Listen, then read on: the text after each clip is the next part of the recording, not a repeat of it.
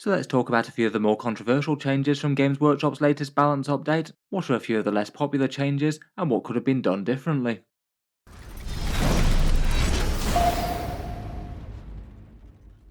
Hello and welcome back to Warspets Tactics, where today we're talking a little bit about the lesser loved changes of the balance pass, talking through a few things that I feel like maybe were a bit of a swing and miss from Games Workshop, and perhaps a few issues that might be needing fixing next time. In this one I thought I'd make a video focusing a bit on the negatives, though I wouldn't really let that detract away from the broad overall take that people seem to have on the balanced data slate. I thought it would be interesting to gauge people's rough reactions in a poll on the YouTube channel, and in a vote of over 19,000 people, the general reaction was that Games Workshop did fairly well with the balanced data slate.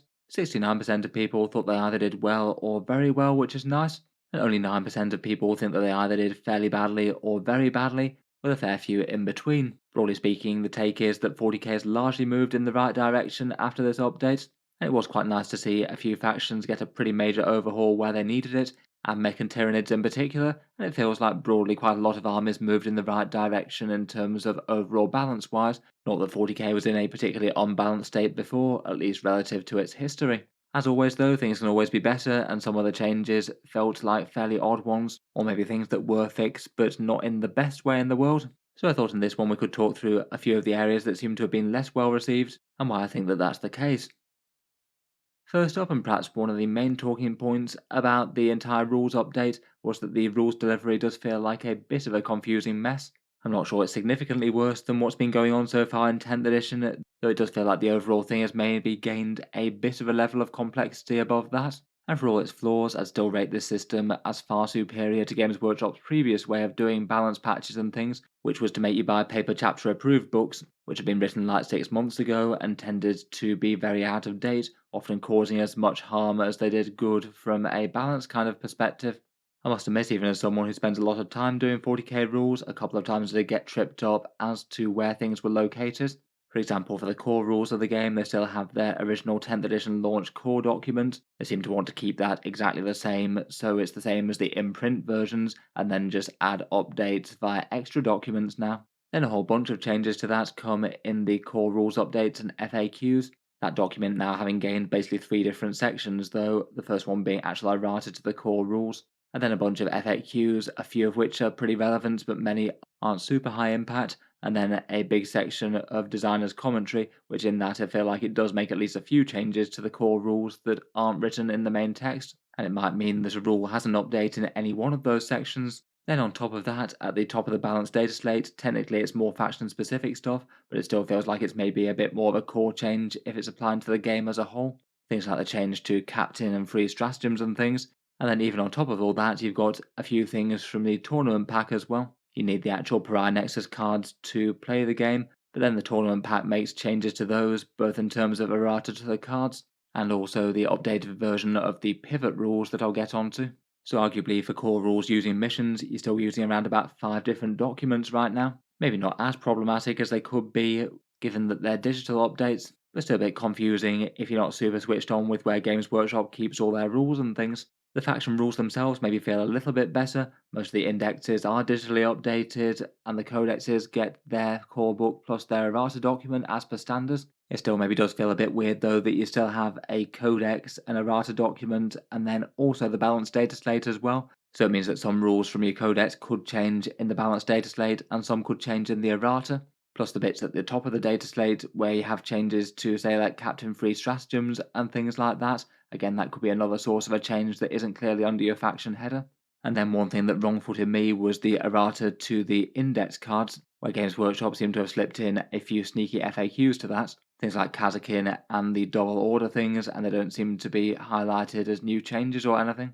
So not really too surprising that a fair few people missed those at first pass. I feel like it might be more of a problem for the scale of the changes that they're trying to make if they're not just going to update core documents like the core rules, or have FAQs contained within the same document as the actual indexes where they're digital downloads. It does feel like it's maybe getting to be a bit of a problem though, if it's one of the major talking points after a balance update as to the complexity of its layout. I'm sure there's people out there who wouldn't be adverse to a bit of consolidation. Moving on from grand things to a few slightly smaller scale faction specific things, one thing that I did notice when I was making the Astra Militarum video is that the guard stratagem section kind of got rinsed. Not sure if it was their intention, but given it was already a little bit lackluster before, besides just a couple of choices, it took some surprising amounts of hits. Reinforcements is once per turn, the extra order in the enemy turn seems to have been slightly broken and is very niche now, given that orders are limited overall per battle round, so if you use a stratagem with that, it'd cost you an order in your own turn. The +1 for artillery to hit things near a Voxcaster kind of got made pretty poor as well. Lots of the big guns like the Basilisk and Manticore will be hitting their ballistic skill cap, and even Fields of Fire took a nerf, given that you can no longer get it free with Ursula Crete. And between all that, it feels like perhaps a surprising amount of negative changes that have affected one codex's stratagem page. The only other two are a 2 CP for -1 damage on a vehicle, and a 1 command point for a -1 to hit after an infantry unit has shot something. Feels like guard armies might be using quite a lot of core stratagems more so than before. I guess tank shot got a little bit better for them. Another changes maybe a little bit disappointed by were the Meganob nerfs. They absolutely were going to get some sort of balance readjustment, given how ridiculous they were in terms of value for the cost, enormous amounts of feel no pain and tankiness, plus being extra dangerous in the double warf and the bully boys. Orcs have been stomping the tournament scene quite a lot, but not exactly to the level of say Necrons or Eldar before them when they got overpowered. Maybe feel like Games Workshop just went a bit too harsh on them this time round. Had a big rise up from 30 points to 40 points, which is kind of enormous. Given lots of lists were running 15 of them, that's been an extra 150 points off your list then and there. To me, that seems like that might have been all that was needed, but they also decided to nerf the Feel No Pain, which was the main reason that they were considered undercosted in the first place. At least from first impressions, kind of feels like they've had them jump from being genuinely ridiculously scary to perhaps a little bit depressingly weakish. Kind of a shame, really, as it feels like the Orky Elite should be genuinely quite a scary threat. Maybe a slightly minor gripe, but maybe something like 40 points and have the Feel No Pain stay the same, or 35 points and go to a 5+ Feel No Pain might have been a bit more proportionate. Then maybe Games Workshop were just focusing on really making sure that Meganobz spam and Bully Boys wasn't going to dominate the next few weeks' worth of tournaments or anything. Next up, and as already talked about in a video before, I feel like the pivot rules were perhaps the biggest data slate fail. I did cover this in its own video, and it does have really quite a lot of areas of weirdness. This one being the idea that you move 40k models in straight lines and then rotate them about a central point to pivot them, and some units must pay a tax for their pivot movement. Overall, it does maybe feel a little bit more obvious and codified versus the previous movement rules, but unless they decide to tighten it up somehow, I can't help but think that they've tried to fix a problem that wasn't really overall broken and caused a whole bunch of problems that now need further patches in the process. I still think that maybe the single most questionable thing in the balanced data slate is to make a difference between 40k's core movement rules in tournament play versus every other game mode. That's almost bound to have some confusion with different people playing it different ways. Never mind any confusion that's caused by having it printed one way in all the rules books that came out at the start of 10th edition and the ones they have on sale now. So basically there's 3 different versions of the 40k movement rules running around, and a proportion of people out there are going to use all 3 of them, even if the competitive scene does have it laid out for them the way that they do it. In the new errated core rules version, for some reason they decided to leave a rules loophole in, where oval bases can basically game a little bit of movement, doing a free pivot to get just a tiny bit closer before making a charge or something, which could mean that you can get things like 8-inch charge out of deep strike. I feel like that probably needs a further patch to fix, rather than just hoping people don't do that. And then there's also the oversight in both the core and the tournament rules with any vehicles that are mounted on some round flying bases, things like Doomsday Arcs or Drukari Raiders. Currently they get free pivots, even though it seems like it probably wasn't intended, as they can also gain a little bit of movement, say if they deploy side on to a deployment zone and then turn around with their free pivot before moving. Even if they did get everyone playing on tournament rules and patch out that round flying base error, it does feel like movement rules might feel a fair bit weirder in 10th. Say for example, if you've got biker units and rough riders and they all lose movement if they pivot, it means that they'll probably want to stay in one locked orientation, otherwise they're basically bailing off some movement, so you might see them drifting around at weird oblique angles. A bit of a strange thing where it makes absolute sense for your horse to canter sideways, otherwise it's going to lose a lot of speed. I feel like overall this one was just a bit of a swing and miss. I do genuinely like what they were going for with it, but the way that they've executed it seems to Add a bit of confusion by creating two different rule sets when they should have done one, and also the couple of loopholes that they've left in. For balance things, a lot has changed, and it's maybe going to take a little bit of time to decide what's strong or weak overall. But I do feel like there's a few armies that maybe didn't go in the right direction in the updates, even if I think that they're perhaps the exception to the rule. Most of the things that were super strong went down in power, and a lot of the things that were weak got interesting boosts. Deathwatch just got their small decrease to the veteran squad, which doesn't seem like it's going to be enough to turn their fortunes around as the least played and also least successful faction in competitive play at the moment. I guess it is a step in the right direction to a genuinely central unit, but it just seems a shame that they couldn't boost the Primaris kill teams as well, unless speculation turns out to be accurate and they're not going to be supported long term. Codex Space Marines definitely had a fair bit of feels bad as well. They tended to have quite low win rates and not really all that many tournament wins outside of divergent chapters like Dark Angels or Space Wolves borrowing their Codex detachments, and they seem to get more nerfs than buffs, particularly to Ironstorm Spearhead above all, with that hit being hit on multiple different fronts. Gladius and Vanguard maybe feel at least kind of similar, though Firestorm I think perhaps caused an unnecessary amount of collateral damage. They were perhaps most affected by the Land Raider Redeemer change, as it was a pretty central unit, and the Captain change with the Stratagems was broadly a negative to them, breaking their devastating wound torrent combo. Maybe didn't help too much that the Gladiator Valiant went up as well, given that that was a bit more usable here compared with some places. I feel like even if they put up the Reaper, then they could have afforded to keep the Valiant where it was. Eldari have fallen a good long way since the start of 10th edition. They were sitting on around about a 47% win rate. It seems like they got more nerfs than they did buffs, though perhaps having so much power in early 10th edition that it's going to be a while before people feel bad for them. But in their current state, they were really far from dominant, looking a little bit below average on the tournament win rates if anything. So maybe felt a little bit surprising when so many of their competitive staples went up a bit. I don't know if this Games Workshop trying to anticipate the Pariah Nexus meta with a whole bunch of small fast-moving action-focused things. A few of their units like Warp Spiders and Swooping Hawks do seem good for that, but overall not maybe the best feeling for an army that wasn't particularly powerful before, and then getting hit by a fairly broad battery of nerfs. Otherwise for armies, Astra Militarum felt like they broadly took maybe more hits than they did buffs.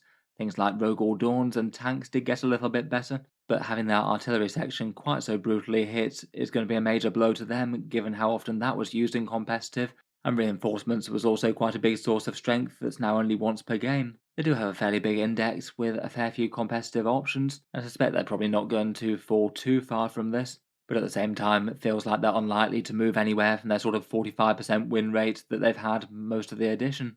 Finally, for things where maybe the balance felt like it was a bit harsh to them, the Genestealer cults don't really look like they dropped as much as they needed to, given all the nerfs in the codex. It just feels like quite a lot of their datasheets are limping into merely okay, rather than stand out and exciting as they were prior to the book. Aberrants in particular feel really quite overcosted, and it maybe isn't looking super great for them to have the Achilles Ridge Runner as maybe one of their best units in their codex by quite a long way. Maybe people will be able to come up with some other clever playstyles from them, perhaps some board control Xenocreed things, or new strike from reserve type actions with the Host of Ascension. Finally, to round up a bunch of minor things, the Tau Puretide chip basically got errated from an enhancement that did something to basically one that does nothing, given that you can't duplicate stratagems unless particularly called out. Feels odd that that didn't get a new ability or update.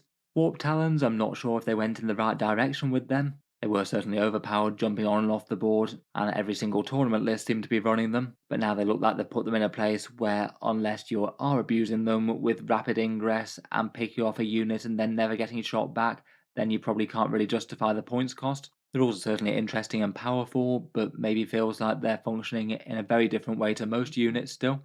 Tyranid players weren't particularly happy to see that Unending Swarm now has an end, given only one copy of the reinforcement stratagem can be used. As for all the changes, it felt like that one was one of the more unusual and unexpected ones. Neither Guard, nor Kroot, nor Tyranid Unending Swarm were in any way tournament dominant. I think people wouldn't have cared too much if they'd written the stratagems that way at the start of the edition, but to retroactively change it when it doesn't look like any of them are really causing problems maybe feels like a weird move. Another minor change from the Orcs that seemed like a dumb ruling was the Orc War Boss and the power of the Wa. His special rule is to gain an extra 3 attacks on the turn in which you call the war, but Games Workshop decided to rule it that if he starts the turn in a transport, then as it's a datasheet ability, rules as written, it can't function, and even if he gets out later, then he's essentially missed the war call, and therefore can't use his +3 attacks ability. War bosses are a really great datasheet, and given Orky's success, I wouldn't have been too surprised if Games Workshop had decided to bump up the points cost a little bit, but given that they chose not to, this would seem like a really weird way to use them, and just feels like a slightly janky rules as written answer for why they can't get their ability, when that's really quite a common way that people like to use them. For Chaos Demons, I do feel like they made a bit of a curious change with buffing the Greater Demons quite so much. In terms of optimized competitive lists and things, most Chaos Demon armies started with something like 3 or 4 Greater Demons prior to the update. If anything, it was quite a lot of the rest of the index that was a little bit underpowered. And while I think that the Greater Shadow of Chaos type changes are really quite fun and fluffy, it maybe feels weird to have those go on to the Greater Demons and basically hand the Greater Demons another massive reason to play more of them rather than other things. Even with a few datasheet points cuts, it feels like you're only going to increase people's reliance on the greater ones, and demons in general seem to be looking quite scary, being a mid-tier army before and getting some major buffs out of this.